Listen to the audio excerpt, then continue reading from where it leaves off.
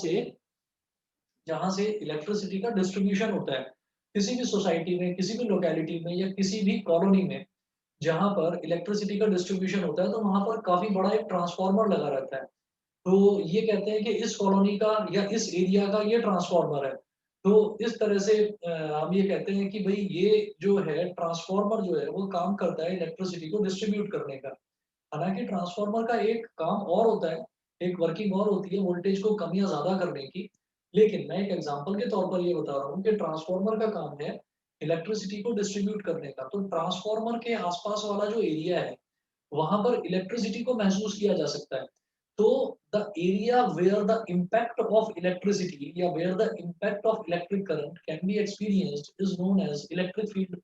Similarly मैंने कहीं पर मैग्नेट रखी है, तो उस मैग्नेट के चारों तरफ जो एरिया बनता है, उस एरिया में अगर मैं कोई भी आयरन की नीडल या स्टील की नीडल या कोबाल्ट की नीडल लेकर आता हूँ, तो वो अट्रैक्ट हो जाती है आयरन की तरफ, सॉरी मैग्नेट की तरफ अट्रैक्ट हो जाती है। तो वो जो आसपास का एरिया है, उस एरिया को हम क्या बोल देते हैं? Magnetic field. तो अगेन डेफिनिशन वही है, मैग्नेटिक फील्ड का मतलब यही है कि the area where the impact of a magnetic where the impact of a magnet can be experienced, तो हम उसको बोल देते हैं मैग्नेटिक फील्ड। अब इसी तरह से हम बात करते हैं ग्रेविटेशनल फील्ड की, the area where the impact of gravitational force of attraction can be experience. तो जहां पर ग्रेविटेशनल फोर्स ऑफ अट्रैक्शन को एक्सपीरियंस करा जा सके उसको बोलेंगे ग्रेविटेशनल फील्ड। फिर आप कहेंगे कि अरे मैं तो कहीं पर भी घूमता हूँ तो हर जगह ग्रेविटेशनल फील्ड है, ऐसा तो कुछ भी नहीं है कि कहीं पर ग्रेविटी ना होती हो। तो हम ये कहेंगे कि देखिए अर्थ पर तो हम कहीं पर भी घूमेंगे, कहीं पर भी जाएँगे, तो वहाँ पर तो इम्पैक्ट ऑफ ग्रेविटेशन होगा ही होगा। तो वो तो ग्रेविटेशनल फील्ड होगा ही होगा अर्थ में, हम कहीं पर भी जाएँगे। लेकिन if we go to space, तो स्पेस में क्या होता है, स्पेस में ग्रेविटी नाम की चीज़ नहीं होती।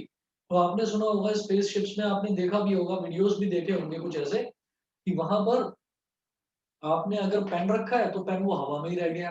आपने अगर कोई चीज़ फेंकी तो पता चला वो हवा में ही रह गई, वो नीचे गिरी ही नहीं। क्यों? क्योंकि वहाँ पर ग्रेविटेशन नहीं है। ग्रेविटेशन नहीं है, इसका मतलब वहाँ पर कोई ग्रेविटेशनल फील्ड भी नहीं है। तो एक छोटी-सी डेफिनिशन है इसकी और मुझे लगता है सब बच्चे आप समझ ही जाएँगे, इसमें कोई ऐसा है नहीं मुश्किल यस। है। The space surrounding a material body, the space surrounding a material body,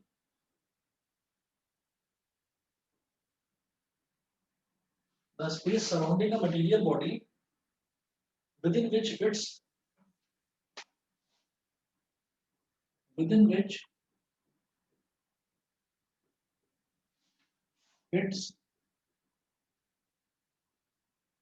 gravitational force within which its gravitational force can be experienced is called is called gravitational is called gravitational field। ठीक है, मुझे लगता है आप लोग समझ गए होंगे, इसमें कोई ऐसी मुश्किल चीज नहीं है। ग्रेविटेशनल फील्ड के बाद जो हम नेक्स्ट देखते हैं, नेक्स्ट टॉपिक है इंटेंसिटी ऑफ ग्रेविटेशनल फील्ड। ये आर्यन वही चीज है जो तुम अभी पूछ रहे थे, अभी एक्सप्लेन कर रहा हूँ मैं इसको भी। सर इसकी स्पेलिंग ई से स्टार्ट होती है? नहीं बेटा, आई से होती है, आई। ओके सर, मुझे आई लगा दोनों अलग होते हो। नहीं नहीं, इंटेंसिटी ऑफ ग्रेविटेशनल फील्ड, इसकी स्पेलिंग ही इससे शुरुआत नहीं होती है। जो इसका जो सिंबल होता है ना, इसका जो सिंबल होता है वो सिंपल ई होता है। ठीक है, जो इसका सिंबल होता है वो ई होता है।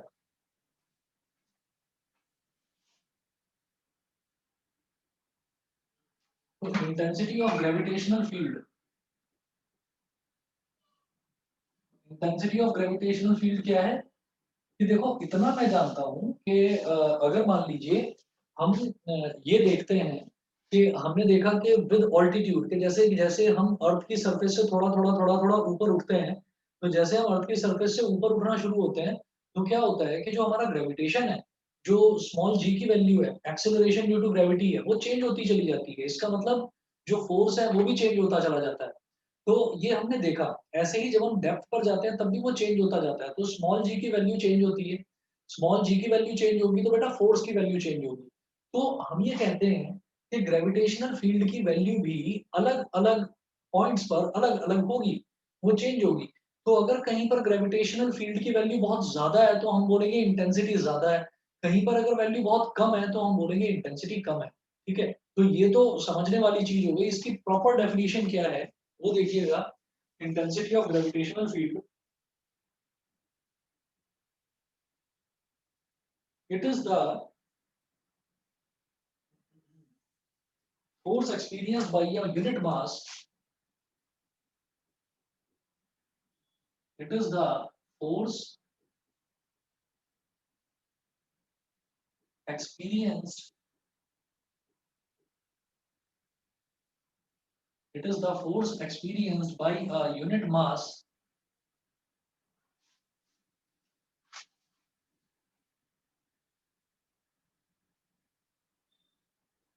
It is the force experienced by a unit mass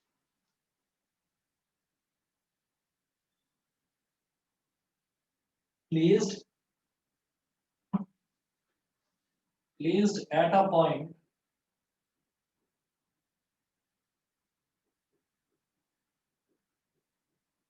in a gravitational field.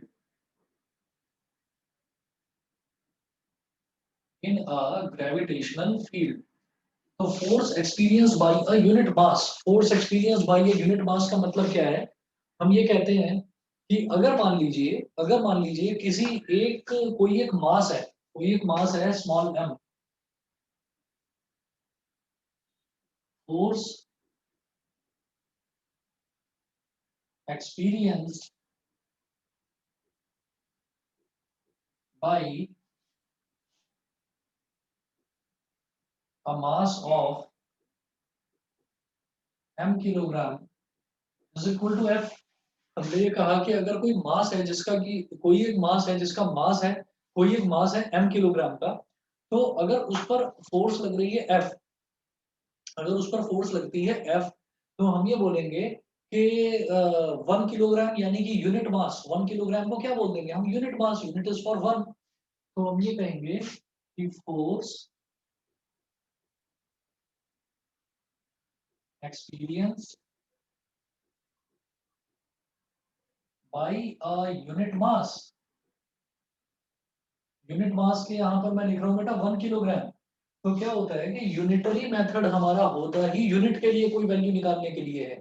तो हम ये कहेंगे कि ये क्या हो जाएगा? ये हो जाएगा F upon M. F upon M ये वही चीज है कि 15 टॉफीज आर ऑफ ₹30। 15 टॉफी 30 रुपए की है। तो वन टॉफी कॉस्ट, एक की कॉस्ट कितनी होगी? 30/15। तो ये वन टॉफी का मतलब क्या है? वन टॉफी का मतलब क्या है कि आपने एक के लिए निकाला। एक का मतलब क्या है कि आपने यूनिट के लिए निकाला। तो इसी तरीके से यूनिट मास के लिए आपने कहा कि एम किलोग्राम, कोई बॉडी का मास है एम किलोग्राम, उस पर जो फोर्स एक्सपीरियंस होती है वो एफ है। तो 1 किलोग्राम यानी कि यूनिट मास पर फोर्स कितनी एक्सपीरियंस होगी? F upon M. ये समझ में आता है सबको? Yes sir. ये सबको समझ में आता है? Yes sir. एफ, ठीक है जी। तो एफ अपॉन एम ये हो गया। एंड ये जो मैंने बोला फोर्स पर unit mass, force experience by a unit mass, तो यूनिट मास को कितना फोर्स एक्सपीरियंस होगा उसी को हम बोलते हैं इंटेंसिटी ऑफ ग्रेविटेशनल फील्ड। ठीक है? It is denoted by, it is denoted by capital E. It is denoted by capital E. ठीक है?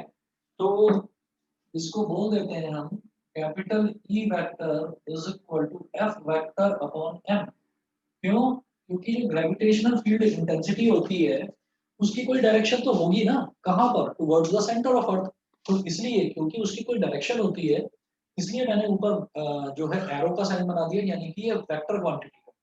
फोर्स को मैं जानता ही हूँ कि फोर्स एक वेक्टर क्वांटिटी होती ही है, तो इसके बारे में, फोर्स के बारे में मुझे पता ही है। तो ये एफ अपॉन एम हो गया। फोर्स पर unit mass is known as intensity of gravitational field, या फिर इसको हम ग्रेविटेशनल फील्ड इंटेंसिटी भी बोल देते हैं। ग्रेविटेशनल फील्ड इंटेंसिटी, बताइए बेटा क्लियर है ना सबको कि इंटेंसिटी ऑफ ग्रेविटेशनल फील्ड, ये इंटेंसिटी की तो स्पेलिंग आई से ही स्टार्ट होती है, लेकिन जो इसका सिंबल होता है, इसका सिंबल ई होता है, ठीक है। इसको बोल देते हैं ग्रेविटेशनल फील्ड इंटेंसिटी।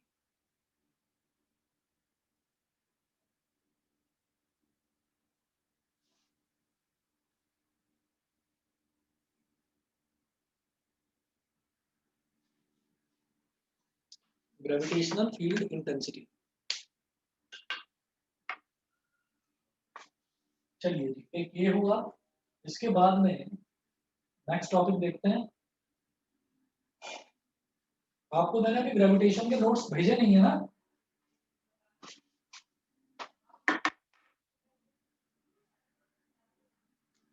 तो मेरी आवाज जा नहीं है किसी के भी पास। सर आपने नोट दे दिए इसके? वही मैं पूछ रहा था अभी, तो शायद वो नहीं दिए, नहीं दिए।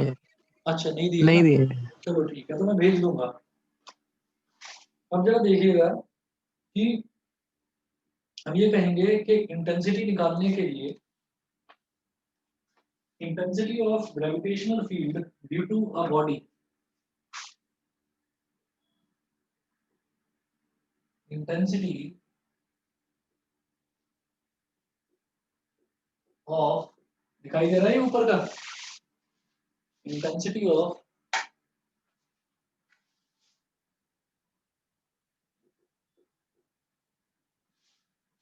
intensity of gravitational field due to a body,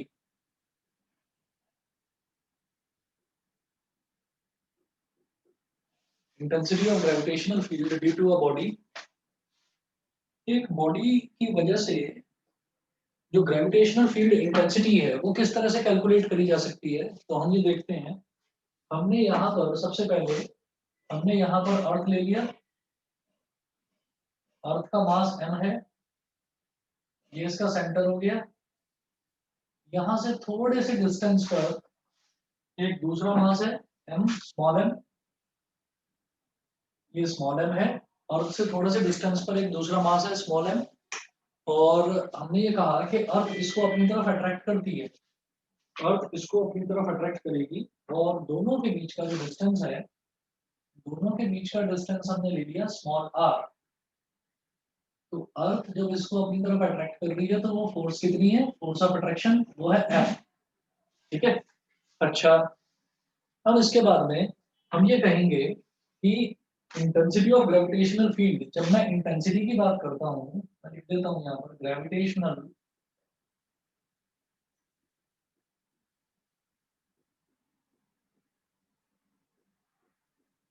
gravitational field intensity, ये हो जाएगी E vector is equal to gravitational field intensity का क्या फॉर्मूला है, E vector F vector upon F m। Vector upon m। तो E vector is equal to F vector upon m हो गया। ये तो हो गया ग्रेविटेशनल फील्ड इंटेंसिटी। क्या है समझिएगा, कैपिटल M अगर मैं कहीं पर भी मेंशन कर रहा हूँ, तो कैपिटल M जो हम मास ले रहे हैं वो हम अर्थ के लिए लेकर चलते हैं। तो अर्थ से उस बॉडी का, अर्थ से थोड़ी दूरी पर है वो बॉडी, अर्थ की सरफेस पर नहीं है। जैसे हम सब लोग तो कहाँ पर खड़े रहते हैं या कहाँ पर रहते हैं, हम तो अर्थ पर ही रहते हैं ना, जमीन पर रहते हैं। तो अर्थ से थोड़ी दूरी पर है ना। तो अर्थ से थोड़ी दूरी पर है, तो डिस्टेंस कितना है अर्थ के सेंटर से उस बॉडी का डिस्टेंस, स्मॉल r। तो अर्थ की क्या प्रॉपर्टी होती है कि किसी भी बॉडी को अपनी तरफ अट्रैक्ट करती है। तो अर्थ इस पर क्या फोर्स ऑफ अट्रैक्शन लगा रही है, F। तो ग्रेविटेशनल फील्ड इंटेंसिटी क्या हो जाएगा, F अपॉन m। तो ये तो पहले सर हाँ जी, सर ये जो आपने ये जो बनाया है m और फिर r के साइड में स्मॉल m नहीं आएगा? ये तो स्मॉल m है, ये हाँ तो सर एक उसके मास हो नीचे, गया, उसके नीचे। ये कैपिटल M है ना। Okay sir. ये तो अर्थ अर्थ हो गया, और ये कोई बॉडी हो गई, ये तो अर्थ है और ये कोई बॉडी हो गई। तो अर्थ का मास तो कैपिटल M हो गया और बॉडी का मास स्मॉल m हो गया। बताइए क्लियर है ना? Yes sir, yes sir. Aditya clear है? Yes sir. ठीक है जी। तो अब हमने बोला ग्रेविटेशनल फील्ड इंटेंसिटी हो गई F अपॉन m। अच्छा, उसके बाद हम ये कहते हैं कि by Newton's universal law of gravitation होता है, न्यूटन का universal law, by universal law of gravitation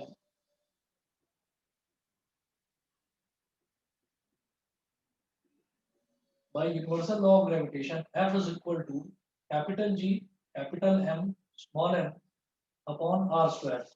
ये होता है capital G capital M small m upon r square, ये यूनिवर्सल लॉ ऑफ ग्रेविटेशन।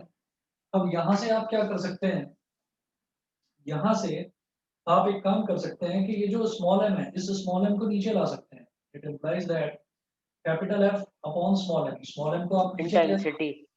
है ना, तो ये हो गया capital G M upon r square. तो मतलब इंटेंसिटी ग्रेविटेशन की इक्वल है। बिल्कुल। तो आप ये देखिएगा कि इससे मेरे को क्या समझ में आया, ये F अपॉन m क्या है, ये इंटेंसिटी ही तो है। तो इससे मैं ये कह सकता हूँ it implies that capital E is equal to GM upon r square.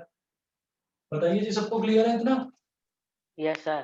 Sir हाँ, सर इंटेंसिटी कोई ऐसा यूनिट होती है? इंटेंसिटी की ऐसा यूनिट होती है, बताइए क्या होगी, खुद बता दो, बड़े आराम से बता सकते हो। देखिए, इंटेंसिटी की अगर मैं बात करूं तो ऊपर फोर्स है, ऊपर फोर्स है और नीचे मास है। तो फोर्स की यूनिट क्या होती है, न्यूटन, और मास की यूनिट क्या होती है, किलोग्राम। तो इसकी यूनिट क्या हो गई, न्यूटन पर किलोग्राम। Okay sir. समझ गए? ठीक, यस अभी सर। कुछ और भी बताऊंगा इसकी यूनिट, 2 मिनट रुकिए। तो अब मैंने बोला कि E आ गया हमारा GM अपॉन r स्क्वायर। ठीक है, एक चीज तो ये आ गई। दूसरा मैं इसमें ये कह सकता हूँ,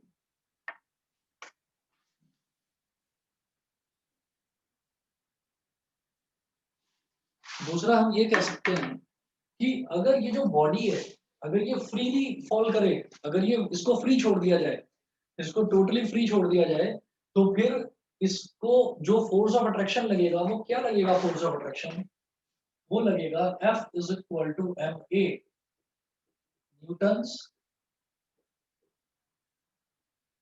सेकंड लॉ। न्यूटन का सेकंड लॉ यही होता है, F is equal to M A. और यहां से अगर मैं m को नीचे ले जाऊं तो F अपॉन m is equal to a हो गया। तो it implies that acceleration is equal to intensity of gravitational field. ये समझ में आता है कि नहीं? आप ये देखिएगा, इंटेंसिटी क्या है, इंटेंसिटी F अपॉन m ही तो है।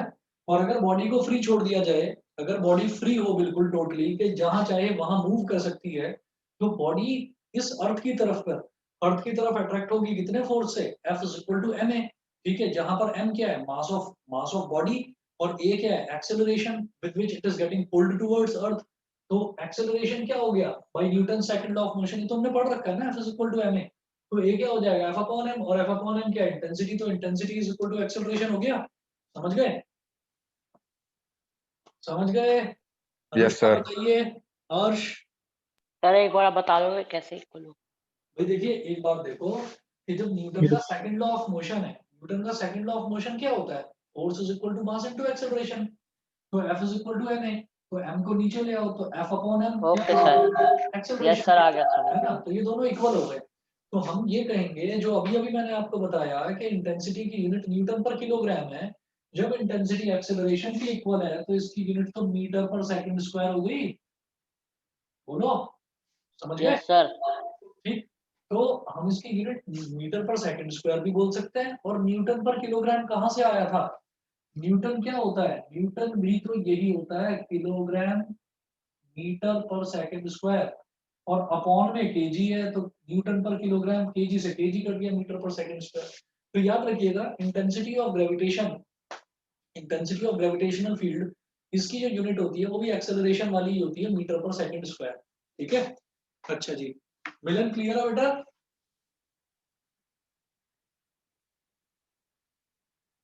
मिलन क्लियर है? ओके, समझ, कनिष्का, ईशान। Yes sir.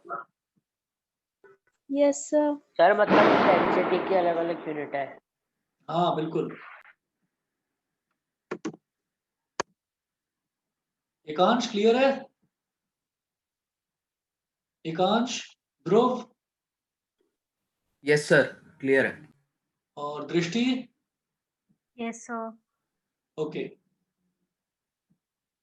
अब दूसरा टॉपिक देखते हैं इसी में, अगला इसी से रिलेटेड है। ये तो हो गया intensity of gravitational field due to a body. अब ये देखते हैं कि intensity of gravitational field due to earth,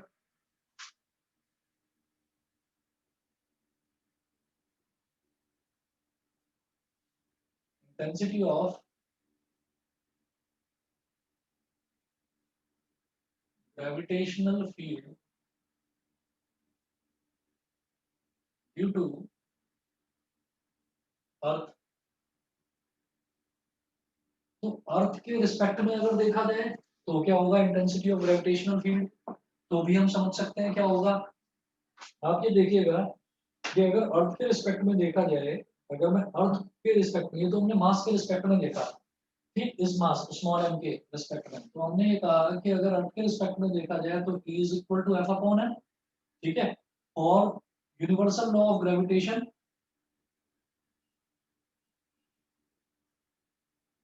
universal law of gravitation से हम क्या कह सकते हैं, F is equal to G M M upon R square. अब इस स्मॉल एम को नीचे ले आओ, F upon M is equal to capital G M upon R square, ये हो गया। और ये जो capital G M upon R square है, ये क्या है, इसको आपको अगर पता हो तो ये स्मॉल जी तो होता है, हमने रिलेशन निकाला तो था, ये स्मॉल जी था। स्मॉल जी की value on the surface of earth क्या निकल कर आई थी, capital G M upon R square. अरे याद है कि नहीं? Yes sir. ठीक है, तो E क्या था, F upon M, capital G M upon R square क्या था, स्मॉल जी। तो हम ये बोलते हैं कि अगर अर्थ के रिस्पेक्ट में पूछा जाए कि intensity of gravitational field due to earth अगर आपको पूछा जाए तो आप बताएंगे कि वो होता है एक्सेलरेशन ड्यू टू ग्रेविटी के इक्वल। और intensity of gravitational field due to a body of mass M अगर वो पूछा जाए तो आप बताएंगे वो एक्सेलरेशन के इक्वल होता है। और अगर जनरल कॉन्टेक्स्ट में देखा जाए तो आप ये देखेंगे intensity of gravitational field is nothing but acceleration. अब वो एक्सेलरेशन अगर मास की वजह से है, अगर मास की वजह से है तो वो ये वाला एक्सेलरेशन हो गया नॉर्मल, अगर वो अर्थ की वजह से है तो ये जी हो गया एक्सेलरेशन ड्यू टू ग्रेविटी। बताइए जी, समझ गए? चलें आगे। Yes sir. ठीक है जी। अच्छा, अब अगला टॉपिक स्टार्ट करते हैं, ग्रेविटेशनल पोटेंशियल एनर्जी।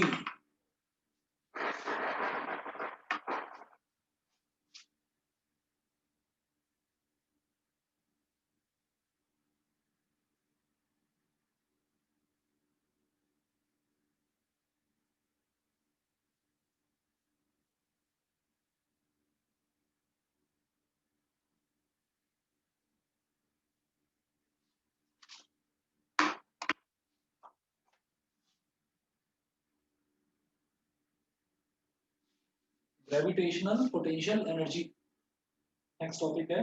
तो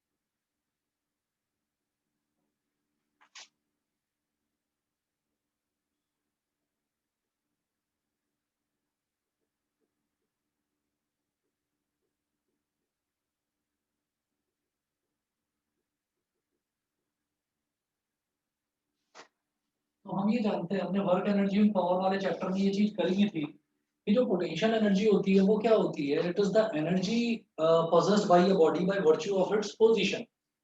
कोई भी बॉडी जो है वो अपनी पोजीशन की वजह से जो एनर्जी अपने अंदर possess करती है उसको हम बोलते हैं पोटेंशियल एनर्जी। अब अगर वही एनर्जी ग्रेविटेशन की वजह से हो तो उसको हम ग्रेविटेशनल पोटेंशियल एनर्जी बोल देते हैं। ठीक है, तो अगर मान लीजिए हमसे ये कहा जाए कि आप ग्रेविटेशनल पोटेंशियल एनर्जी कैलकुलेट करें, तो आप ये बता देंगे कि भाई ग्रेविटेशनल पोटेंशियल एनर्जी जो है वो कैलकुलेट करी जाएगी, वो टोटली इस चीज पर डिपेंड करेगी कि अर्थ जो है उस पर एक्सेलरेशन ड्यू टू ग्रेविटी कितना लगा रहा है। तो वो टोटली अर्थ पर डिपेंड करेगा ग्रेविटेशनल पोटेंशियल एनर्जी। और आप ये जानते भी होंगे कि पोटेंशियल एनर्जी जो हमने करी थी वो mgh, ये एक्सप्रेशन बताया था मैंने आपको पोटेंशियल एनर्जी का, और हाफ mv² ये एक्सप्रेशन हमने बताया था काइनेटिक एनर्जी का। तो यहाँ जो ग्रेविटेशनल पोटेंशियल एनर्जी है इसमें मैं ये देखूंगा कि mgh वाला तो हम जानते हैं, ठीक है, लेकिन universal gravitational constant capital G उसका क्या रोल हो सकता है, ग्रेविटेशनल पोटेंशियल एनर्जी के एक्सप्रेशन में। मास ऑफ अर्थ उसका क्या रोल हो सकता है, और कोई बॉडी अर्थ से कितनी दूरी पर है उसका क्या रोल हो सकता है। नहीं समझे मेरी बात? देखिए, मैंने ये कहा कि ये तो मैं जानता हूँ और हर बच्चा जानता है कि ग्रेविटेशनल पोटेंशियल एनर्जी होती है M G, M multiplied by G multiplied by H, M G H, ये सब बच्चे जानते हैं। लेकिन हम ये देख रहे हैं कि यहाँ पर जो मैं ग्रेविटेशनल पोटेंशियल एनर्जी का एक एक्सप्रेशन डिराइव करना चाहता हूँ ना, उसमें मैं ये देखना चाहता हूँ कि वहाँ इसमें एक्सप्रेशन में मास का, अर्थ के मास का क्या रोल है, यूनिवर्सल ग्रेविटेशनल कांस्टेंट का क्या रोल है, और जो जिस बॉडी का पोटेंशियल एनर्जी निकाला जा रहा है उसका और अर्थ के बीच का जो डिस्टेंस है उसका क्या रोल है, तो मैं वो देखना चाहता हूँ, वो डिराइव करना चाहता हूँ। तो आप जरा देखिएगा, इसमें हम क्या कहेंगे, इसको इस तरह से लेकर चलेंगे कि मान लीजिए हमारे पास जैसे यहाँ पर अर्थ है, ये मैंने ऐसे अर्थ बना लिया इस तरफ,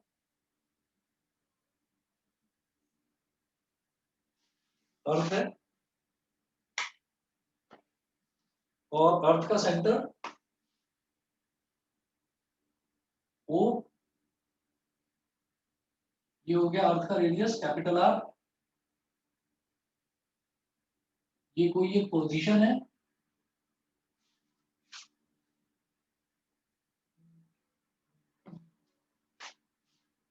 इसको बोल देंगे पोजीशन ए, और इसको बोल देंगे इंफिनिटी, मतलब बहुत दूर, न जाने कहां था, बहुत दूर, नॉट डिफाइंड।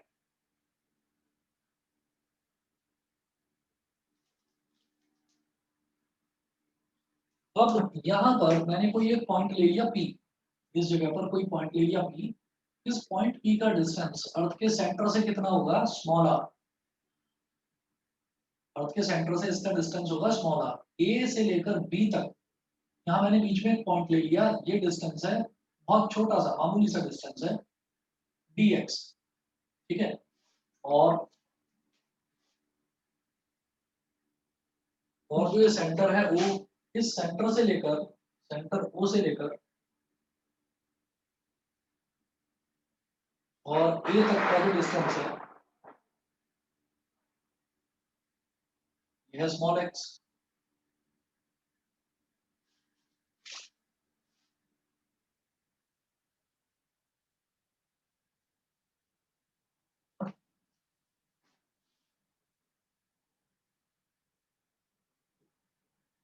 और ये है हमारी अर्थ।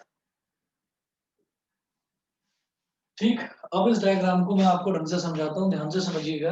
हमने ये कहा कि इनिशियली कोई भी हमारे पास कोई एक बॉडी है, हमने कहा देखिए ये तो अर्थ है ना, तो सबसे पहले तो हमने अर्थ ड्रॉ कर लिया, फिर ये अर्थ का सेंटर हो गया, और ये हो गया अर्थ का रेडियस, ये चीज तो आप समझ गए होंगे।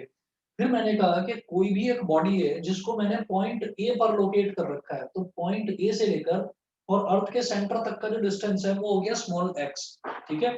उसके बाद हम ये कहते हैं कि हमने ये जो बॉडी है, ये जो बॉडी है, बॉडी जो पॉइंट ए पर रखी हुई है, इसको बहुत मामूली सा डिस्प्लेस कराया। कितना डिस्प्लेसमेंट, सिर्फ dx।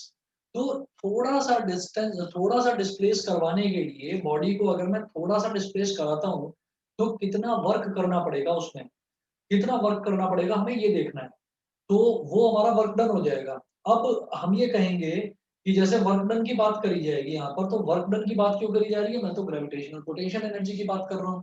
तो बात सीधी ये है कि कोई भी बॉडी कितना वर्क कर सकती है जितनी उसके अंदर एनर्जी होगी। तो अगर मैं वर्क डन निकाल लूंगा तो समझ लो एनर्जी निकल गई।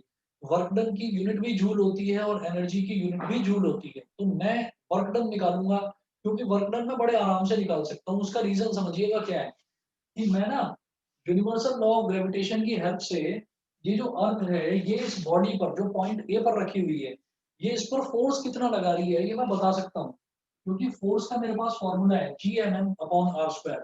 ठीक, तो मैं फोर्स निकाल सकता हूँ। और फोर्स में अगर मैं डिस्प्लेसमेंट मल्टीप्लाई कर दूं तो आप जानते हैं force into displacement work done होता है।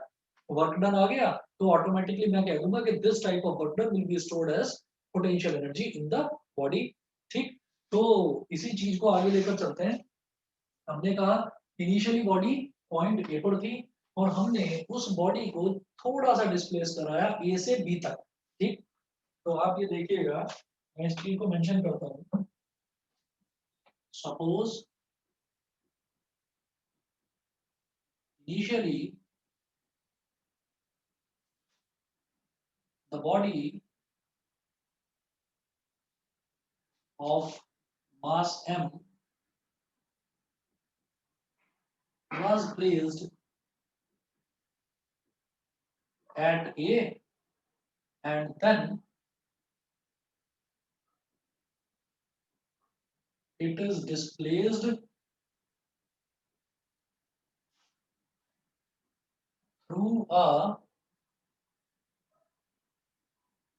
small distance dx to b। हमने मामूली सा एक छोटा सा डिस्प्लेसमेंट करवा दिया dx, और वो dx डिस्प्लेसमेंट हम कहां से कहां तक लेकर आए, बॉडी को a से b तक लेकर आए। ठीक है, अब आगे नेक्स्ट इधर करवा रहा हूं उसको, और आप दोबारा समझ लीजिए।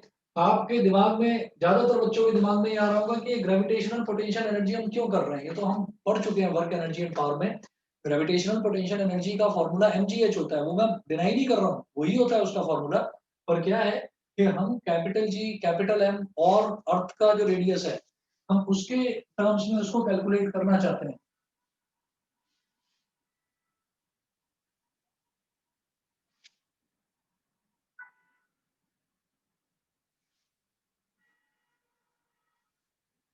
देखिएगा, F is equal to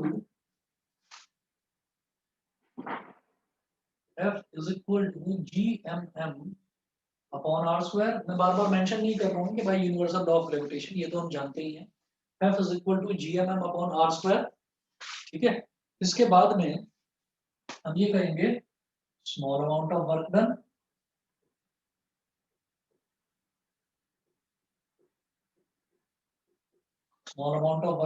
in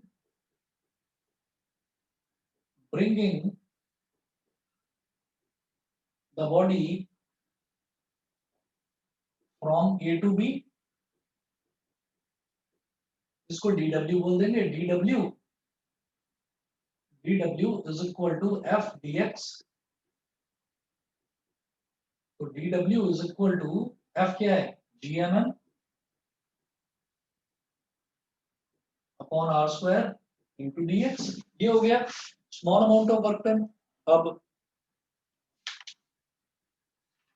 sorry, GMM upon R square नहीं लिखेंगे, GMM अपॉन एक्स स्क्वायर लिखेंगे। उसका रीजन क्या है कि बॉडी इनिशियली कहां पर थी, ए पर थी, तो ए से लेकर और यहां तक का डिस्टेंस कितना, एक्स है ना, तो इस वजह से X square, GMM upon X square. ठीक, अच्छा, अब जैसे ये आ गया हमारे पास small amount of work done, लेकिन मैं चाहता हूं कि बॉडी को बहुत दूर से इन्फिनिटी से लेकर आया जाए, और कहां तक लाया जाए, इन्फिनिटी से लाऊं बॉडी को, और कहां तक ले आऊं, इस पॉइंट तक ले आऊं, और फिर चेक करूं कि इस पॉइंट पर मैग्नेटिक वो सॉरी पोटेंशियल एनर्जी कितनी है। मैं बॉडी को इन्फिनिटी से उठाकर लाना चाहता हूं यहाँ पर, तो इसका मतलब मैं जब इंटीग्रेट करूंगा तो इनिशियली मैंने माना कि मेरी बॉडी इन्फिनिटी पर है, और फाइनली मैंने ये एज्यूम करा कि मेरी बॉडी यहाँ पर, देखिए फाइनली तो वो आकर नीचे ही गिरेगी अर्थ की सरफेस पर मैं ये कहता हूँ कि नहीं, मैं तो इस इंस्टेंट पर चाहता हूँ कि मेरा जो पोटेंशियल एनर्जी है वो कितनी है, मैं यहाँ चाहता हूँ। तो हम ये कहते हैं कि if we want to calculate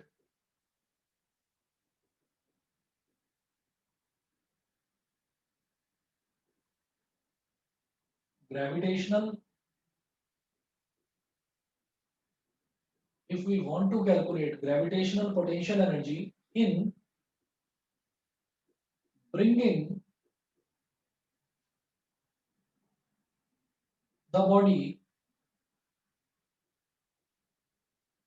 from infinity to point P, from infinity to point P। तो अब आप ये देखिएगा कि इसमें एक तरह से क्या हो जाएगा, जो सेंटर से हम डिस्टेंस ले रहे हैं ना, जो सेंटर से हम यहाँ तक का डिस्टेंस x ले रहे हैं, तो सेंटर से मानने वाला डिस्टेंस अगर इन्फिनिटी तक है तो मेरा x is equal to infinity हो गया। तो मेरा इनिशियल पॉइंट क्या हो गया इन्फिनिटी के, initially my body was at infinity और finally my body was at R. हम इन्फिनिटी से पॉइंट पी तक लेकर आ रहे हैं, तो इसका मतलब जब मैं इसको इंटीग्रेट करूंगा, इंटीग्रेटिंग, तो देखिए dw तो एज इट इज इंटीग्रेट हो जाएगा, जैसे इंटीग्रेशन लगा दिया dw, ये तो फाइनल हो गया, टोटल वर्क डन आ जाएगा। और फिर जब इसके लिए करेंगे तो integration gmm upon x square और dx, और जो इनिशियली मेरी बॉडी कहाँ पर थी इन्फिनिटी पर, तो इनिशियल पॉइंट यानी कि lower limit infinity and finally मेरी बॉडी कहाँ पर जाएगी, आर पर जाएगी। तो इन्फिनिटी टू आर कर दिया। बताइए बेटा यहाँ तक तो क्लियर है सबको? Yes, sir. यहाँ तक समझ में आ गया? अर्श समझ गए? अर्श, अनुष्ठा, यस सर। दृष्टि क्लियर है? Yes, sir. Yes, sir. ठीक है। समक्ष Yes, sir. ठीक है जी। तो अब मैं ये देखता हूँ कि यहाँ पर इसको नेक्स्ट मैं इसको इस तरफ करूंगा,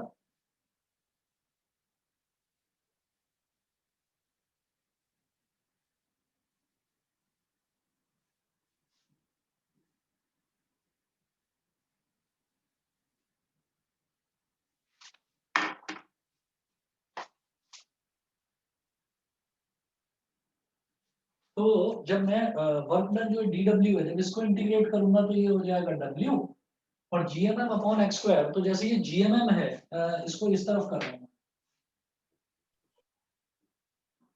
तो gmm तो कांस्टेंट है, gmm को तो बाहर निकाल लीजिए और इंटीग्रेशन इन्फिनिटी से r और 1 अपॉन एक्स स्क्वायर था, तो ये हो जाएगा x की पावर -2, x की पावर -2 इंटू dx, ये हो गया। ठीक है। और इसके बाद हम ये कहेंगे कि gmm will remain like this only, तो कांस्टेंट है, और x की पावर -2। तो आप याद करिए कि x की पावर n का इंटीग्रेशन क्या था, x की पावर n+1 अपॉन n+1, तो ये हो जाएगा x की पावर -2+1 अपॉन -2+1, और lower limit infinity and your upper limit will be r, small r। ये हो गया g capital M small m, x की पावर -1 अपॉन -2+1, ये भी -1, और इंफिनिटी से r, -1 बाहर निकाल लो तो ये हो जाएगा -gmm, ब्रैकेट में बचा 1 अपॉन x, इंफिनिटी से r, -gmm। अब एक बार तो अपर लिमिट डालते हैं x की जगह, तो अपर लिमिट डाल दी 1 अपॉन r, माइनस फिर लोअर लिमिट डालते हैं तो 1 अपॉन इंफिनिटी। हम जानते हैं जब 1 अपॉन 0 को हम इंफिनिटी बोलते हैं तो like that only 1 upon infinity को हम 0 बोलेंगे, तो ये 1 अपॉन इंफिनिटी क्या हो जाएगा, 0 हो जाएगा। तो ये हो जाएगा -gmm multiplied by 1 upon r -0। तो अब ये हो गया -gmm अपॉन स्मॉल r, ये वर्क डन आ गया फाइनल। बताइए क्लियर है? वर्क डन सभी को क्लियर है? बोलिए। Aryan Dhingra, Yes, sir. कनिष्का, ईशान, एकांश, ध्रुव, समझ गए? Yes, sir. Sir. ठीक है जी। अब हम इसमें ना वही बोल देते हैं, क्योंकि वर्क डन की कोई भी जो बॉडी है वो कितना काम करेगी, जितना जितना उसके अंदर एनर्जी होगी। तो हम ये बोलेंगे कि this work done is stored as potential energy in the body.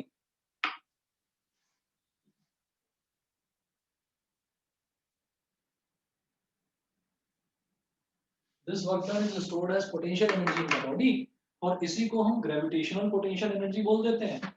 और U is equal to -gmm upon small r। यही जो वर्क डन है यही आपकी पोटेंशियल एनर्जी की तरह एक्ट करेगा। इतनी ही पोटेंशियल एनर्जी होगी तभी बॉडी सिर्फ इतना ही काम कर पाएगी। क्लियर है? तो आगे बढ़े, बताइए। यस। ठीक है, चलिए जी। तो अगला टॉपिक देखता हूं बेटा मैं, ग्रेविटेशनल पोटेंशियल। नेक्स्ट टॉपिक है ग्रेविटेशनल पोटेंशियल।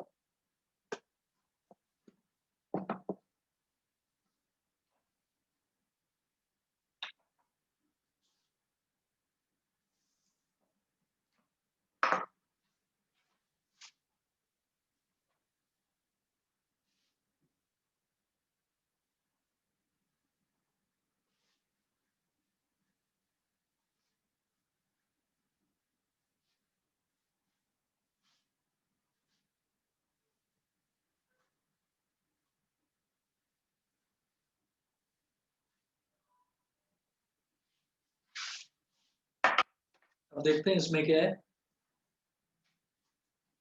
ग्रेविटेशनल पोटेंशियल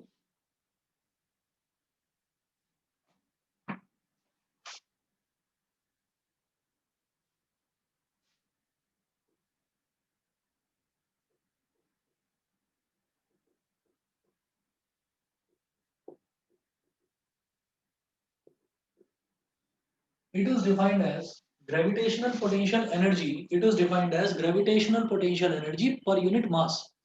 तो ग्रेविटेशनल पोटेंशियल एनर्जी को अगर मास से डिवाइड कर दिया जाए तो ग्रेविटेशनल पोटेंशियल आ जाता है।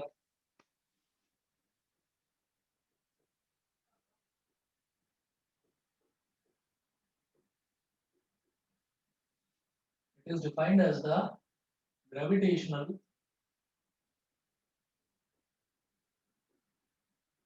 potential energy per unit mass, पर यूनिट मास। और क्या हो जाएगा, इसको symbol it is denoted by capital V.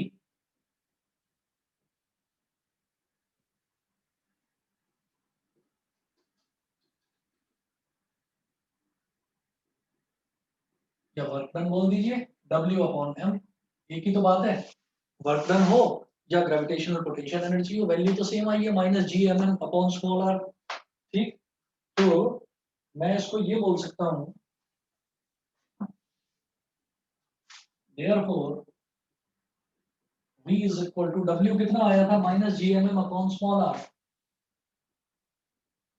Minus G M M upon small R and it is divided by small M.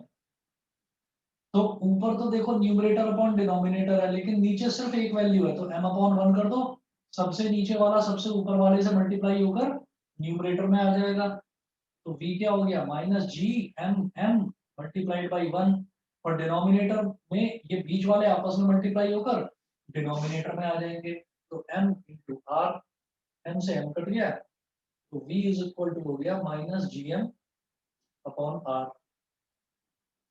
ये हो गया gravitational potential, V is equal to minus G M upon R. तो इसमें हम ये भी कह सकते हैं कि ग्रेविटेशनल पोटेंशियल एनर्जी में और ग्रेविटेशन पोटेंशियल में, इन दोनों में रिलेशन क्या आ गया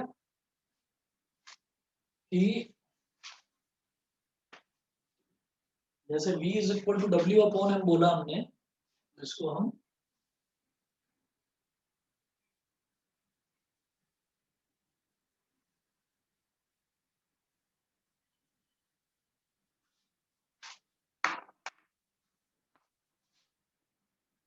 V is equal to U upon M, या ये कह सकते हैं U is equal to V into M।